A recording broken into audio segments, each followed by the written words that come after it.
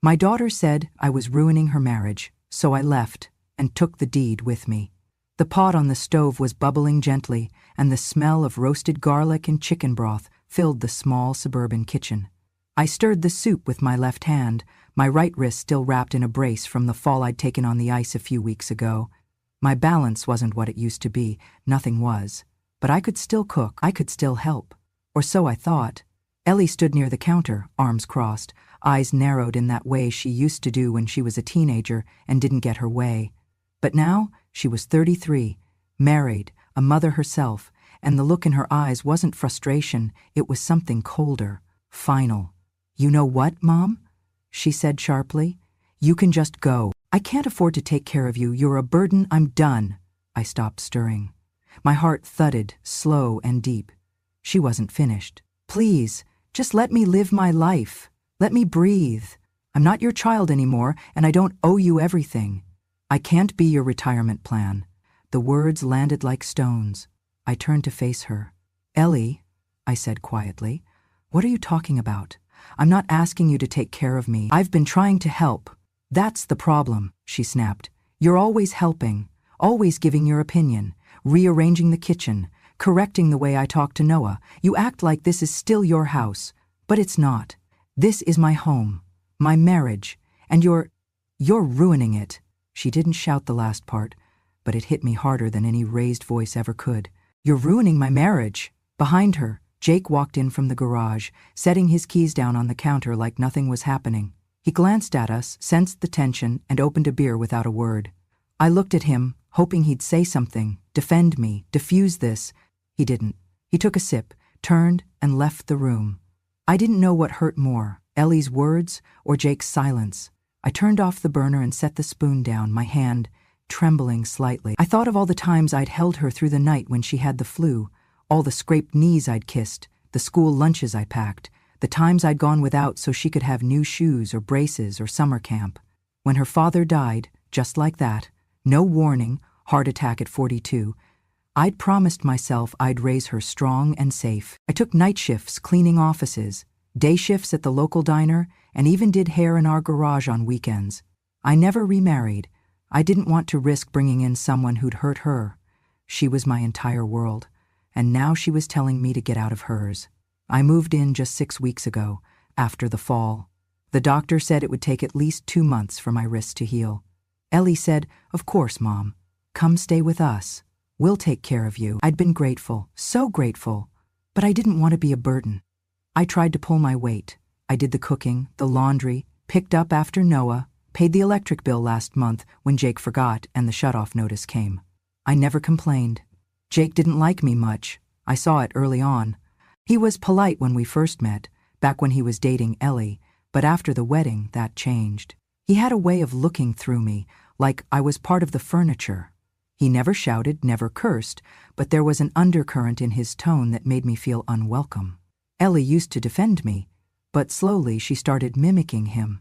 Little things. "Mom, I'll handle it. Mom, please don't. Mom, Noah's." I swallowed it all, bit my tongue, thought if I worked harder, was more helpful, they'd be grateful. Instead, they resented me. I walked to the sink, rinsed my hands, and looked out the window into the backyard. The swing set I bought for Noah last Christmas sat unused.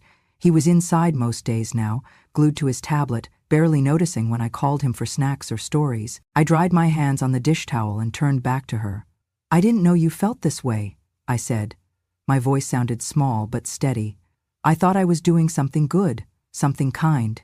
"You were," she said, her tone softening just slightly. "At first, but it's too much. We need space. Jake and I are struggling, and your being here, it's just making it harder."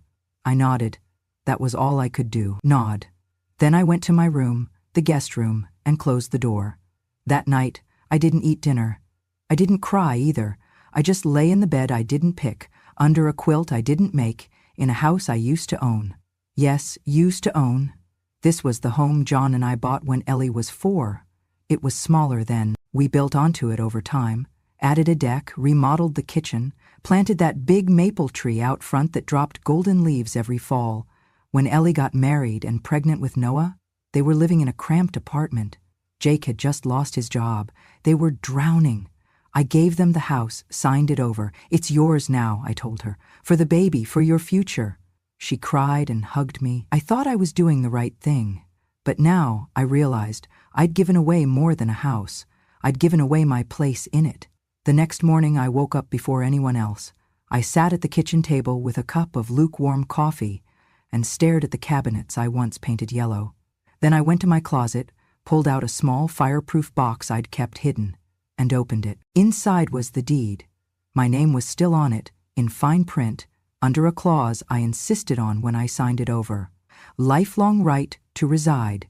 It was a tiny line, something they forgot, something I didn't. That morning I made a quiet decision. If I was no longer welcome here, then neither was the gift I gave. And some things, like dignity, aren't gifts, they're rights. And I was ready to reclaim mine, quietly, firmly, without asking, without begging, just like they taught me. The first time I stepped into that house, the one with the red shutters and the creaky porch swing, I was 27 years old and pregnant. John had just gotten a promotion at the plant, and we pooled every cent we had, his savings, my tips from waitressing, a loan from his uncle, to buy that little 2-bedroom bungalow at the edge of town. It was nothing fancy, just old siding and linoleum floors. But it was ours. We painted the nursery together. I planted lilies out front, and John built the swing with his bare hands. I remember how he stood back afterward, chest puffed, arms crossed, and said, "Someday we'll grow old here." He didn't make it to old. When the heart attack took him, it was sudden. No time for goodbye. Ellie was only 9. She didn't understand. For years she thought he'd just left. But I stayed. I made that house a home. I raised her in every corner of it, taught her how to read under the kitchen table, danced with her in the living room on snow days, cried quietly in the laundry room when the bills stacked too high. It wasn't just a house. It was memory. It was sacrifice. It was everything I built when the world gave me nothing but loss. So when Ellie and Jake were struggling in that cramped apartment, with the broken AC and the moldy ceiling, I offered them the only thing I had left that mattered. I offered them home. They moved in just before Noah was born. I remember helping them set up the nursery in what used to be Ellie's bedroom. She picked a soft gray paint. Jake didn't help much. He was always working late even then. A month later, I signed the deed over to Ellie. I sat in the lawyer's office, hand trembling as I inked my name beside hers. But I told myself it was the right thing. "For your future," I whispered to her. "This house should stay with you. With Noah." I insisted on one clause, the right to reside for life. It felt like a formality. I never thought I'd have to use it. Years passed. I stayed in my own little rented apartment a few blocks away. I saw them on weekends. I babysat. I cooked Sunday dinner. But after my fall, after the doctor said I'd need help for at least 6 weeks, Ellie said, "You should come stay with us. It'll be easier." I moved into the guest room with one suitcase and my fireproof box of documents. I didn't want to be a bother. I told myself it was temporary, just until I healed. But healing didn't come easy, not with the way things felt inside that house. Jake hardly acknowledged me. He'd eat what I cooked, wear the clothes I laundered, let me pick Noah up from school, but he never thanked me. He didn't scold, didn't curse, but I felt it, the way he'd leave the room when I entered. The exaggerated sighs when I offered parenting advice. The sharp, quiet judgment in his glances. Ellie started changing too. At first it was subtle. "Mom, don't worry about that." "Mom, we've got it." Then came the corrections. "That's not how we do things here. Jake doesn't like when Noah gets too many snacks. Could you please ask before moving things in the kitchen?" I nodded. I swallowed it all. Then came the day with the neighbor. I was weeding the front yard. Those damn crabgrasses never stayed away, when a woman from 2 houses down strolled over. "Hi there," she said cheerily. "You must be the new housekeeper. Ellie's mom hired you, right? Gosh, she's lucky. My daughter would never spend money on help like that." I opened my mouth, but nothing came out. Ellie was on the porch. She heard it. I know she did. But she didn't say a word, didn't correct her, didn't say, "That's my mother." She just smiled politely and went back to scrolling on her phone. That night, I sat alone at the dinner table after they'd eaten early without me. The leftover lasagna I made was still warm, untouched. Noah was already in bed. I remembered every holiday I spent in that kitchen. Every Thanksgiving turkey I basted, every Christmas cookie we baked with sprinkles and laughter. Now I was just staff, silent, invisible. Later that week, Jake came home, tossed his keys on the counter, and looked at me like I was in the way. "You don't have to fold our laundry," he said. "It's not necessary." I looked up from the laundry basket. "I'm just trying to help." He didn't answer. I returned to folding. T-shirt, sock, silence. The next morning I overheard them talking in the hallway. "She's always here," Jake murmured. "It's like we don't have a life anymore." Ellie sighed. "I know, she means well, but she's everywhere. Cooking, cleaning, hovering over Noah. I'm sorry, Em, but this wasn't the plan." "I know," she whispered again. She didn't defend me. Not once. Not the way I defended her whole life. Not when the teachers said she talked too much. Not when the kids laughed at her for wearing hand-me-downs. Not when her high school boyfriend broke her heart. I stood by her no matter what. And now, when a neighbor mistook me for a maid, when her husband resented me for being kind, she said nothing. That was the moment it hit me. It wasn't Jake who started treating me like help. It was Ellie who let him. Ellie, my daughter, who let people forget who I was. Not a guest, not an employee, not a burden. A mother, a woman who built that house with her bare hands and broken back, who gave up sleep, comfort, and dreams to make someone else's life easier. But in this home, my home, I was no longer seen. That night, I closed the door to the guest room and sat on the edge of the bed for a long time. I didn't scream. I just stared at the walls and realized the house may be mine on paper, but I was no longer welcome in it. And the person who made that true wasn't Jake. It was my own daughter, the first one to forget. It was a Tuesday morning when I offered to take Noah to school. He'd been dragging his feet every morning, grumbling about the cold and the early wake-ups, and I thought maybe, just maybe, I could help make his mornings easier. "I can drive him," I told Ellie over breakfast. "It's no trouble at all. I'm up early anyway." She didn't look up from her phone. "That's okay, Mom. We've got it. But if I take him, you and Jake could—" "Really? It's fine." Her voice was clipped now. Final. Jake walked in at that moment, dressed in his usual work shirt, tie a little crooked. I tried again. "Jake, I was saying I could drop Noah off just for a few days, give you both some space." He didn't even look at me, just said, "That's not necessary," and walked past me to the coffee machine. No thank you, no explanation, just a cold dismissal. I stood there, one hand holding a dish towel, feeling like I'd offered something shameful instead of help. That was the beginning of it, the quiet shutting out. First it was little things, like how they stopped telling me what time dinner was. I'd cook all afternoon, and by the time I came out with the roast or the casserole, the dining table would be empty, the dishes already rinsed. One night, I made pot pie from scratch. My husband used to love it, flaky crust, creamy filling, not too salty. I even made a little side of cranberry sauce for Noah. When I came out of the kitchen, the dining room was bare. The TV was on in the living room. Jake and Ellie were eating takeout on the couch. "I didn't know you'd already eaten," I said. "Oh," Ellie replied, not meeting my eyes. "We figured you were resting." I nodded, said nothing, carried the still warm pie back into the kitchen, and left it on the counter. Later that week, I knocked on Noah's bedroom door after dinner, holding a book we used to read together, Charlotte's Web, his favorite when he was 5. He didn't answer. I tried the doorknob, locked. I knocked again, softly. "Noah? Sweetheart, it's Grandma. I brought a book." I heard rustling, then his voice hesitant. "Dad said I should go to sleep early. I just wanted to say goodnight." Silence, then a muffled, awkward night. I stood outside his door for a few seconds longer, then walked back down the hall. The next morning, no one said good morning. Jake left for work without a word. Ellie came downstairs late, grabbed her coffee, and left her empty mug in the sink. They stopped asking if I needed anything. They stopped checking if I was okay. It was as if I'd become furniture, an outdated fixture no one knew where to store. I tried to tell myself it was just stress, that they were overwhelmed, that they didn't mean to be cruel. But the truth was, my presence was no longer welcome. I wasn't their mother. I was their problem. The house grew quieter, colder. I stopped cooking. They didn't notice. I stopped folding their laundry. No one thanked me. I stopped waiting up at night. No one came to say goodnight. And then came the night I heard them. It was past midnight. I couldn't sleep, so I went to the kitchen to make tea. As I passed the hallway, I heard voices, low, tense. Jake's voice first, sharp, tired. "This isn't working," Ellie sighed. "She's trying. I think she means well."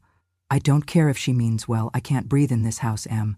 Every corner I turn, she's there, watching, judging, rearranging everything. It's like we're living with a ghost who won't shut up. She's my mom. She's our problem." Silence. Then Jake again. "We need to do something. This isn't a retirement home." More silence. Then Ellie's voice, soft, almost defeated. "Maybe we should look into assisted living." "Somewhere close, somewhere nice," Jake scoffed. "Sure, if we can afford it. She doesn't even pay rent." I stood frozen in the hallway, one hand clutched to the stair rail, tea forgotten, assisted living. Somewhere nice, somewhere to send me. Like I was clutter, like I was trash, like I was something to be moved out of the way. I didn't move. I didn't breathe. And that's when I realized this wasn't temporary. This wasn't about healing or space or stress. They wanted me gone. Not just from the guest room, but from their lives. And for the first time in my life, I didn't feel sad. I felt clear. I walked back to my room, closed the door softly, sat on the bed, and I thought, so this is how it ends. Not with a fight, but with a whisper behind closed doors, and the quiet turning of a lock on a room that used to be mine. The morning after I overheard them whispering about assisted living, I woke before the sun rose. The house was still, cloaked in that strange quiet that only comes before dawn. I didn't make coffee. I didn't toast bread or warm up oatmeal for Noah like I usually did. I just packed, quietly, deliberately, one small suitcase, a few changes of clothes, my medication, my old Bible, a photo of John and me on the front porch back when the house still felt like home, and the fireproof box, the one they had forgotten even existed. Inside it was the deed, the one I signed over years ago in the name of love. But I'd had the foresight, or maybe just the instinct, to include a clause when I gave Ellie the house, conditional transfer of ownership. The condition? I had the legal right to live there for the rest of my life, and that right had been violated. I closed the box, zipped my bag, and left without a sound. The sun was just peeking over the rooftops when I reached the lawyer's office. I hadn't been there in years, but the receptionist remembered me. "Miss Gardner," she said gently, "what can we help you with today?" "I need to reverse a transfer of property," I said. "It was a conditional deed and I've been effectively evicted." The attorney reviewed the paperwork carefully. He read the original document, line by line. I watched his eyes pause where they always paused. Over that sentence I insisted on back when I signed it all away. She may reside in the home for the duration of her natural life unless she chooses to vacate willingly. I had not chosen to leave willingly. I had been pushed. "We can file a revocation," he said, setting down the papers. "It'll take some processing, but the clause is valid. Do you still have the original title?" I placed the document on the desk. "My daughter forgot, but I didn't," I said. He nodded. "You'll need to serve notice. It won't be easy." "I'm not trying to hurt her," I said, "but I won't let her forget who built that house." He didn't say anything more. Neither did I. An hour later, as I sat outside on a bench, my phone rang. "Ellie?" I almost didn't answer, but something in me needed to hear her voice one last time. "Mom," she said, already crying, "where are you? Jake said you just left, and the deed, the house deed, it's gone. Did you take it?" I paused, then answered simply, "Yes." Her voice broke. "Why? Why would you do that?" I closed my eyes, the wind soft on my face. "Because I don't have a home anymore," I said. "And I don't leave my name behind where I'm not welcome." "Mom, please. You don't understand. We were just overwhelmed. Jake didn't mean—" I cut her off gently. "Don't blame Jake, Ellie. This isn't about him. This is about you. You stood by while they locked doors, ate without me, spoke of me like a chore, and you said nothing." She didn't answer, so I finished. "I'm not angry. I'm just done." Silence, then a soft sob. "Are you coming back?" "No," I said. "Not now." She tried to say more, but I ended the call, not out of spite, out of peace. That afternoon I handed over the revocation papers to the county office. By law, Ellie would be served within the week. The house was no longer hers, not fully, and it never should have been. Not without memory, not without honor. I didn't raise my voice. I didn't curse her name. I just let the law do what love no longer could: protect me. The cottage I found wasn't much, just a small one-bedroom home tucked between two sycamore trees on the outskirts of a quiet town. The kind of place where people still wave when they pass by and the postman knows your name. The rent was cheap, the neighbors polite, and the silence, it was the kind that wrapped around you like a quilt. I planted tomatoes in the backyard and rosemary by the window. I baked pies twice a week, peach on Wednesdays, apple on Sundays, and sold them at the farmer's market down on Main Street. The local hardware store let me put out a basket of crocheted dishcloths and hand lotion tins I made with lavender from my tiny garden. It wasn't much, but it was mine. For the first time in years, no one sighed when I walked into a room. No one told me what I should or shouldn't say. The walls didn't whisper against me. The doors didn't lock themselves behind me. I read in the mornings, wrote letters I never sent, sat in the rocking chair with a mug of tea, and watched squirrels dart across the fence like little thieves. I was alone, but I was not lonely. I thought often of John, how he'd built our old porch swing, how he used to sing badly in the shower, how he held Ellie the day she was born and cried like he was scared to break her. And I thought of Ellie, too, every day. I wondered if she regretted anything, if she even noticed the quiet weight of a missing mother. I missed Noah the most, his giggle, the way he used to wrap his arms around my neck when I picked him up from school, how he'd fall asleep on the couch with his head in my lap, his thumb still in his mouth. I'd written him a few letters, but never sent them. What could I say? That I left? That I took back the house? That I couldn't stay somewhere I wasn't wanted? He wouldn't understand. He was just a child. But one night the phone rang, an unknown number. I hesitated, then picked up. Hello? There was silence on the line, then a quiet voice. Barely a whisper. Grandma? My heart jumped. Noah? Yeah, he said. It's me. I got your number from Mom's phone. She left it open. I sat down slowly, afraid that if I moved, the moment might vanish. I miss you, he said, voice trembling. Why did you leave? I closed my eyes. The lump in my throat rose fast. I had to go, sweetheart. She said you left because you're selfish, that you wanted the house back, that you didn't care about us. I felt the words like ice in my chest. She said I was selfish. Even after all of it, even after the dinners, the bedtime stories, the bills paid in silence, the sacrifices she never saw, even now, she couldn't tell him the truth. I took a deep breath, steadying my voice. Noah, I love you more than anything. I didn't leave because I don't care. I left because sometimes grown-ups, they forget how to be kind. And sometimes to stay kind, you have to walk away. He was quiet on the other end. Is that why you took the house? He asked. I smiled even though it hurt. I took back something that was mine. Yes, but not because of money, because I needed to remember who I was. He sniffled. I don't believe what they said. I think they were mad, but I don't think you're selfish. Thank you, I whispered. That means more to me than you'll ever know. We talked for 10 more minutes, about school, about his new teacher, about a drawing he made of me and hung behind his bedroom door so no one would see it. I tell it goodnight every night, he said, like you used to do with me. And that nearly undid me. When we said goodbye, I sat for a long time in the dark, the phone still in my hand, the porch light flickering just outside the window. I had disappeared from their lives, but not from his heart. Still, the sting lingered. Even gone, I was being painted as the villain. Even gone, I was being blamed. But for once, I didn't fight back. I let the truth live in quiet places, in Noah's voice, in his drawing, behind a closed door, in a heart that still remembered who I really was. It was nearly 3 months after I left when I ran into Lorraine, my old neighbor, at the farmer's market. She spotted me at my booth just as I was arranging the last of the apple pies. Her gray curls were tighter than I remembered, and her eyes carried that familiar glint of gossip dressed up as concern. Well, if it isn't Martha Gardner, she said, pulling me into a firm hug before I could brace myself. Lord, I've been meaning to find you. I gave her a tight smile. Lorraine, you look well. She didn't waste time.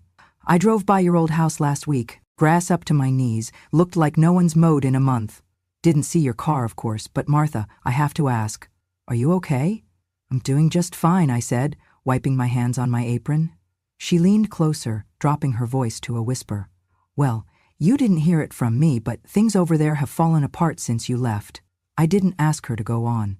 She did, anyway. Jake got fired. Something about budget cuts, but I think it was more than that.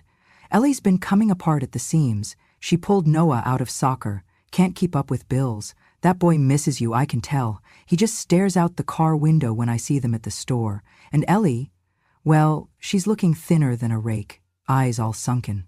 I nodded. That's unfortunate. Lorraine touched my arm. You didn't deserve what happened. Everyone knows that. Did they, I wondered? Or did they only say so once the cracks began to show? I thanked her, sold 2 pies, and packed up early. I didn't know what I was feeling. Vindication? Sorrow? Guilt? But I knew I needed air. That evening, as I was watering the rosemary, I heard a car pull into the driveway. My cottage didn't get visitors.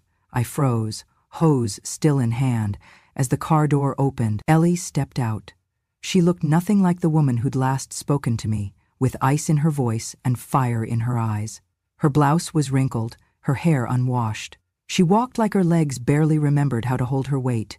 She stood there for a long moment, clutching her purse with both hands. "Hi, Mom." I turned off the hose and set it down. She walked up the short path to my porch, but didn't come any closer. There was a quiet between us, full of years and miles and words unsaid. "I didn't know if you'd even talk to me," she said, voice shaking. "I've been driving around for an hour. Noah, he misses you." "I do too." I didn't answer. I came to say I'm sorry. Still, I said nothing. She stepped onto the porch, slowly, and dropped to her knees. I startled. "Ellie, get up." "No," she said, voice breaking. "I need to say this right. I need to say it so you hear me this time. I was wrong, Mom. I was cruel. I let Jake poison how I saw you. I let him convince me that you were the problem, when the truth was, we were ungrateful. I was ungrateful. And I'm sorry." Tears fell from her chin onto the porch boards. I stood still, arms folded, heart cracking in places I didn't think could break again. "Mom," she whispered, "please. I miss you. I miss your cooking, your stories, just your presence in the house. It's not a home anymore. It's just walls. I thought I was making space for our marriage, but I was hollowing out the only place that ever had love in it." I took a breath, steady and deep. Then I said, "Are you sorry because I was hurt, or because I'm no longer around to give you what you lost?" Her head lifted. I continued, "Because the moment things turned hard, suddenly the mother you pushed away is valuable again? Is that it? Do I only matter now because the bills are stacking up and Jake's gone silent and the house feels cold?" "No," she said, shaking her head. "No, I swear, that's not it." I raised an eyebrow. "You let my grandson believe I left out of selfishness? You didn't correct him. You let him mourn me while you justified your comfort." She covered her face with both hands. I looked at her, this grown woman I had once held in my arms, once tucked into bed with lullabies, once shielded from a world that never gave me half the love I gave her, and still, I wasn't angry, just clear. "I'm not coming back, Ellie," I said softly. Her shoulders trembled. "I know. I'm not reopening that door. I closed it for a reason. You don't get to knock now just because life taught you a lesson." "I know," she whispered again. "But I had to try." "You did more than try," I said. "You showed up. That matters. Not for me, but for Noah." She looked up. "Can he come visit?" "Yes," I said. "Any time." I stepped forward then, helped her to her feet, handed her a tissue from my apron pocket, wiped a bit of dirt from her cheek like I used to do when she was little. Old habits don't die, they sleep. "I don't hate you," I said. "I just can't pretend you didn't break something sacred." She nodded, tears still falling. "I'll make it right," she promised. "I hope you do," I said.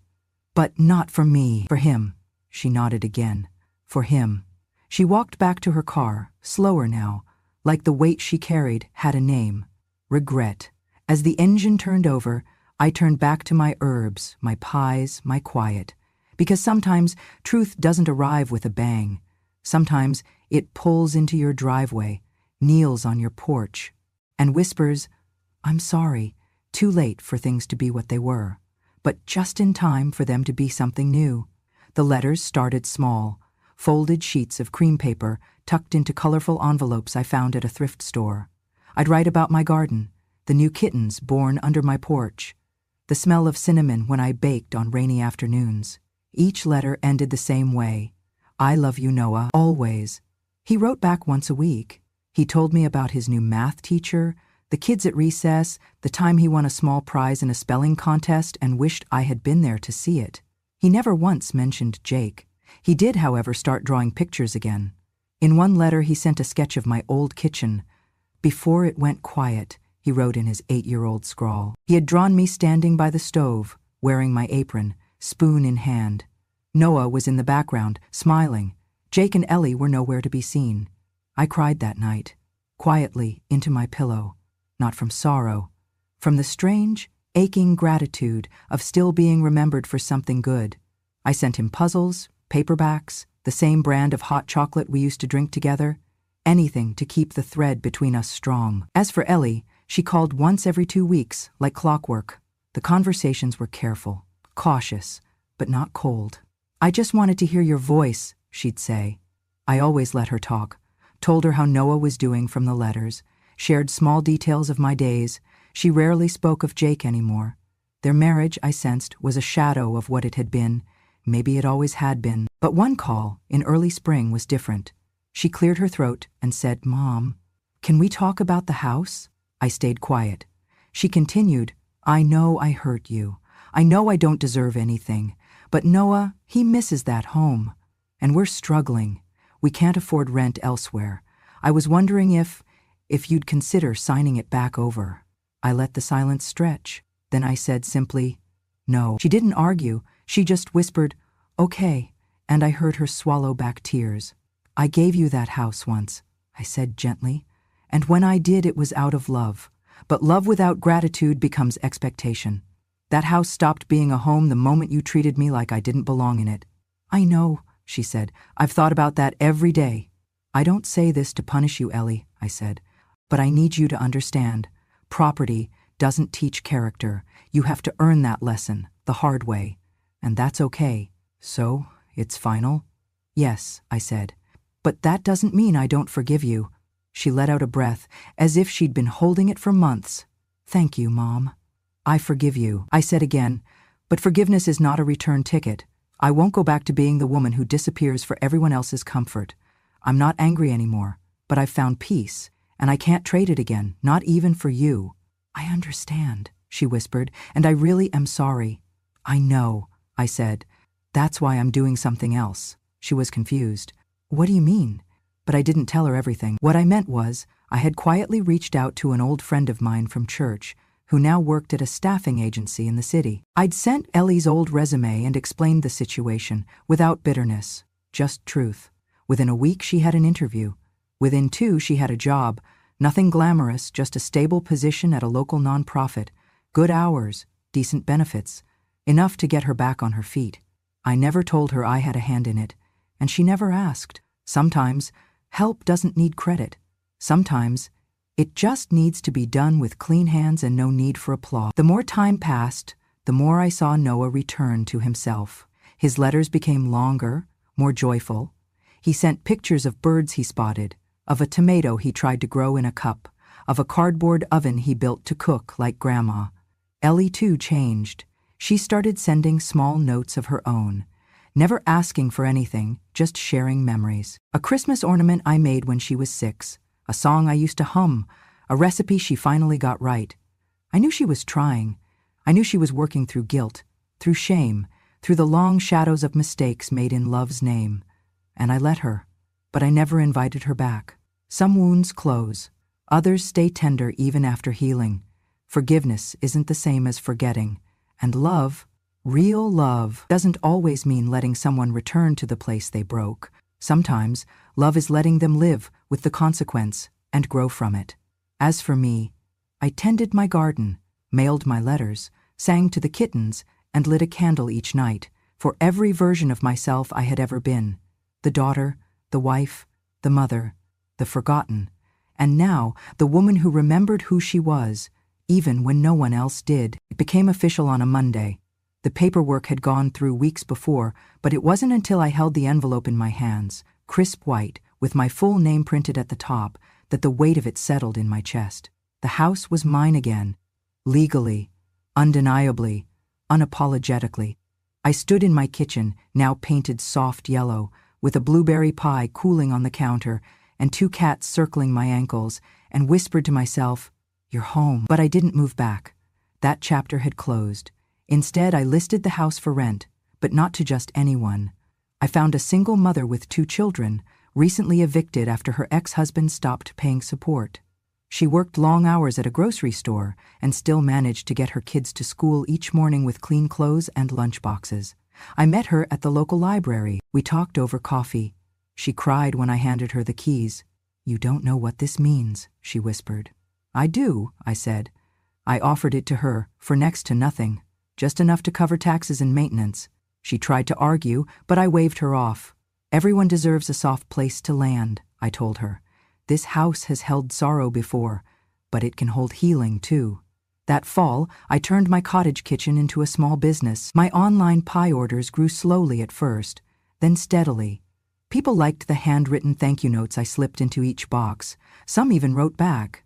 I kept a binder of their letters beside my journal. At night, I wrote chapters of my story, not for the world, not for revenge, just for the record. Just so someone would know that I lived. I hurt, I healed, and I remembered. When my 70th birthday rolled around, I didn't expect much. A quiet dinner, maybe, tea in solitude. But that morning, tucked between the usual bills and grocery flyers, was a pale blue envelope with shaky handwriting on the front. Noah. I opened it slowly, hands trembling. Inside was a single sheet of paper. No drawings this time, just a few sentences, written in the careful hand of a boy who'd grown up just enough to mean every word. "Dear Grandma, happy birthday. Mom said I could write you alone this time. I don't need presents or cookies. I just want you to know something. You are home. Not the house, not the street. You.